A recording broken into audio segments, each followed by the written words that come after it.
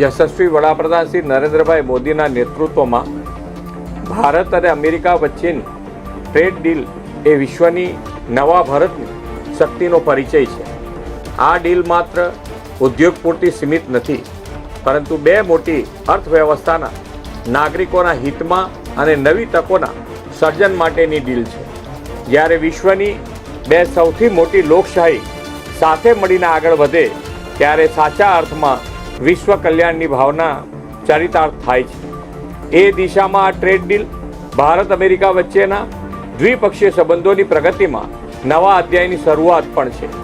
આ ડીલના પરિણામે make in India, make for world વડાપ્રધાનશ્રીએ આપેલા વિઝનને વધુ બળ મળશે. મેક ઇન ઇન્ડિયા ઉત્પાદનો પર યુએસ ટેરિફમાં 18% ઘટાડો એ ઉત્પાદન, એમએસએમઈ, નિકાસકારો અને રોજગાર સર્જન માટે નોંધપાત્ર પ્રોત્સાહન છે. ઉદ્યોગ સાહસિકો અને સ્ટાર્ટઅપ માટે વિશ્વના વ્યાપક બજારો માટે નવા દ્વાર ખુલશે. ગુજરાત મેન્યુફેક્ચરિંગ હબ સાથે textile, pharma, chemical, petroleum, gems and jewellery જેવા ક્ષેત્રોમાં લીડર છે. ભારત અને અમેરિકા વચ્ચે થયેલા આ ઐતિહાસિક કરારથી આ સેક્ટર્સના ઉત્પાદનોના એક્સપોર્ટને પ્રોત્સાહન મળશે. એટલું જ નહીં, ગુજરાતના મેન્યુફેક્ચરિંગ સેક્ટર્સ અને એમએસએમઈ સહિતના વેપાર ઉદ્યોગને સીધા લાભ થશે.